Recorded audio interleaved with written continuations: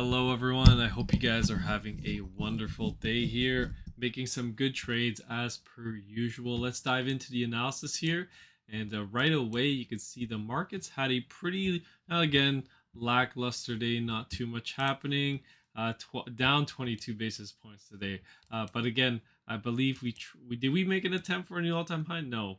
I think we tried to make an attempt, right? We took out yesterday's highs, but the after hours, the markets and the trading in the after hours, the futures are making new all-time highs. We continue to push higher, guys, and we're probably going to continue to push higher until we run into this inflection point. Big news event comes out. Then you'll see the big major pullback that everyone's probably looking for. Again, I want to take a look, and I want to stress this too, that we continue to build some pretty big bearish divergence. Although we'll see what tomorrow has in store for us, because Micron earnings came out and people are extremely bullish on Micron earnings at 14%. Lots of people are going to pile in tomorrow, get back long into the semis. And when we take a look at the semis, I did say the semis look like they need to go higher, right? And if the semis go higher, you're going to see the NASDAQ pushing up higher as well. It's up 42 basis points in the after hours, right? It's probably going to be up 1%, 2% tomorrow. And I mean, don't quote me on that. Watch it go down, and then oh my God, what is this guy saying? Yeah, like for me, like a short setup in the semis would be when we get back into the sell area. And if we get back into the sell area, there's no guarantee that we do that. If we don't take out this peak, you could be setting up for an extremely bearish scenario, which is a 1, 2, 3, 4, and a 5, and a big collapse down in the market. But you would need a pretty big event for that.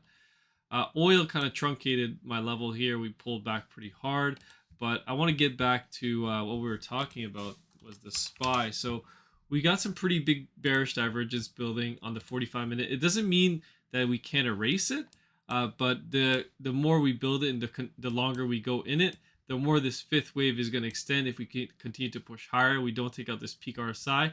If you get a massive surge, like a massive pump tomorrow, and you erase divergence, then that's it. Like you're going to extend this wave 3, and you may not get a pullback from there, right? You could just continue on for mooning in this wave 3 until you get a pullback in like a small sideways pullback in a wave 4, and then a fifth wave, and then that's your fifth wave is finished. Then you get one last wave 3, 4, and a 5, and then this fifth wave is done, and then you have a top in the market. I actually have yet to see us exceed 576 on the SPY. This is my longer term sell area. We've been chopping about ever since we've been in here. It's been up and down and up and down. We've gone up much higher into it, but let's see what happens. I just want to give you guys some level-headed analysis. We are looking for a top in the market, but this market can continue to trend higher. And don't think that you're gonna, nail the top. You're right. You never know. You really never know. You don't know if the market's gonna pull back hard the next day or whatever.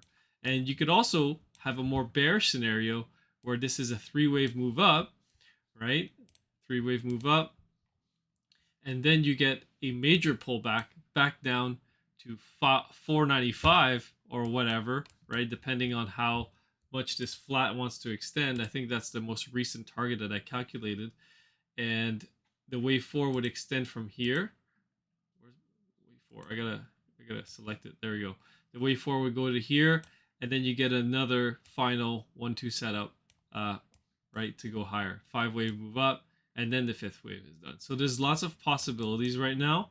Again, there's a high reward, low risk setup again for shorts, but you're gonna get stopped out many times, right? Trying to short this here.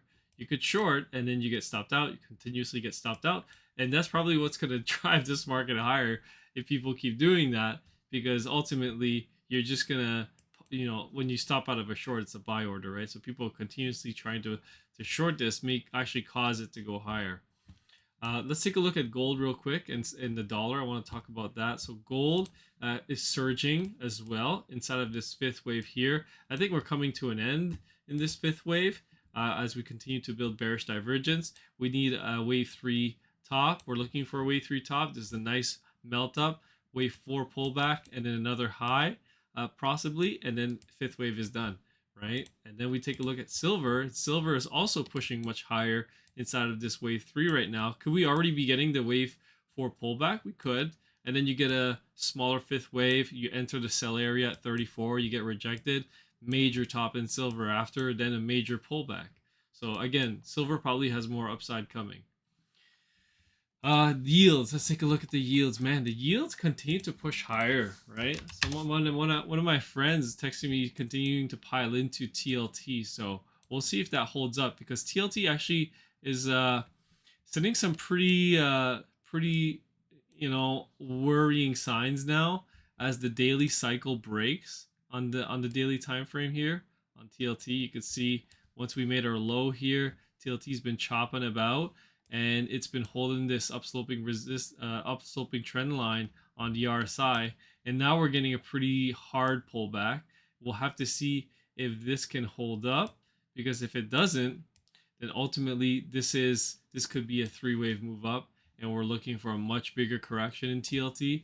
That would mean yields are about to spike up. And is that what's going to happen? Like, is the PCE on Friday going to be hot? Like, is this what yields are telling us? If that's it, and the yields truncate, then that would be very, very disappointing for the bond market, because I think the bond market is just so close to a big flush down here. And I mean, I could be wrong, right? But you never know. TLT has been going up since we picked the bottom down here, and it's been trending higher. So yeah, you could still have the possibility of one more wave up, one more completion of this wave, and then a wave 3 top, and then another pullback, and another fifth wave. So there's still lots of possibilities, but for now, it's a little bit worrying seeing this. The 20 years, a similar situation at the moment. You got a down sloping trend line on the yields, right? Being respected. Boom, rejection, boom, rejection, boom, rejection. And today you broke out, right? Or last couple days you broke out. So it's also concerning. So keep an eye on the yields. The dollar, however, had a big surge up today after it almost made a new low. It almost made a new low. And this could mean that maybe we're going to see some upside in the dollar that's coming with maybe rising rates on a hot PCE, right? And then it gets into the sell area, and after that, you can get a major dump, or who knows? I really don't know what the Fed's going to do. If the inflation starts coming back, then like the Fed's in such a tough spot now, because they're cutting rates, and if they say like, nah, that data doesn't matter. It means that the reason they're cutting rates is not because they want against inflation, it's because we're actually headed towards a recession. Because if you get hot inflation data, you shouldn't be cutting rates anymore. If the economy is so strong, right, stop cutting rates, right, and focus on inflation again. But if inflation is really it comes back, then they can't do that. But anyways, you guys kind of get what I'm saying here, the idea of what the Fed should be doing and what they shouldn't be doing. But let's continue on. I want to take a look at some individual names. So Apple kind of got rejected again from this level here. I already took my profits on my short. Don't really want to hold the position at the moment. I mean, like, I already took profits on it, but like if I were to get into a short, I wouldn't really like it, because we took this peak out, and that kind of opens the door for you to have more upside, and this could become a 1-2-1-2 setup, and for it to surge higher. And then you take a look at Meta also pushing higher. So again, Meta continues to push higher. It actually made another high today and kind of finished. It technically could have finished it up, but I don't think you have enough separation. But it's really up to your interpretation. You could call the wave 3 in today, this major wave 3, but you could also continue to extend higher, right? If you continue to extend higher, then the fifth wave extends, right? If you continue to build bearish divergence. Tesla is in the sell area right now. Again, I told people I'm not ready to get into a short on Tesla. Looks like it's about to surge up again too, but we'll see if it comes to an end at any moment. It could come to an end at any moment. You have no divergence and you continue to erase it, so this is indicative of a C leg. And you take a look at NVIDIA. NVIDIA also pushing higher, probably going to push higher again tomorrow. If you get some, I mean, you didn't, not if you get some, you did get Micron, getting very bullish at the close on earnings. MU, let's take a look at Micron. I think Micron's up like 13 something percent. 13, 14. Yeah. I mean, you could make another peak here, right? You could take out this peak and you could just continue to surge. But I don't have any charts for that at the moment. Let's take a look at SMCI. What's SMCI doing? It's kind of just been chopping sideways, right? It hasn't really done much since this big drop. Let's take a look at this drop. Did we erase divergence? I don't think we did. No, we didn't. We didn't. The X wave could have ended here, but now you're building bullish divergence. So I think you need another flush lower in SMCI.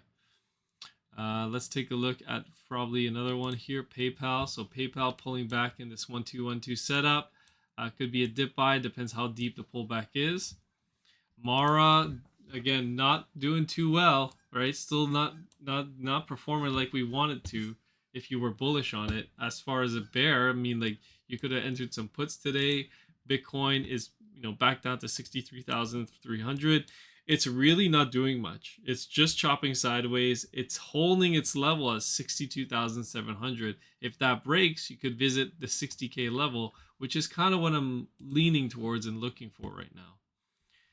And finally, we'll cover bank's not doing too hot today either. Wow. I mean, the market was kind of sideways, but at the close, very bullish. Lots of dip buying, lots of FOMOing into the earnings on Micron.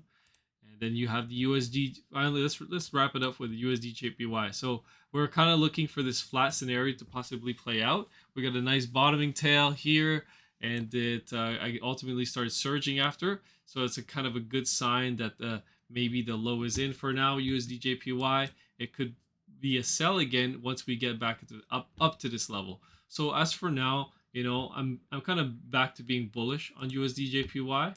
I'm not super bearish at the moment, although the carry trade will most likely continue, not a guarantee, will most likely continue. And I mean, you could see it got a nice green dot on the weekly time frame. Like, it's clearly like a good long setup if everything holds up. But again, anything can happen. That's why we have stop losses in place, stuff like that. All right. Anyways, that's it for tonight, guys. I'm going to wrap it up. Hopefully you have a good evening, and I'll catch you guys on the next one. Peace.